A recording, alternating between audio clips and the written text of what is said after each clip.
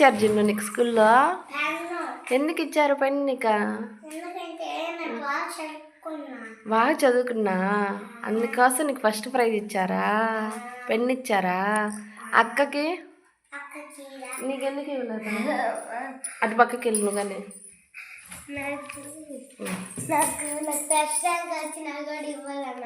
ఎందుకు ఇవ్వలేదు first rank వచ్చినా కానీ?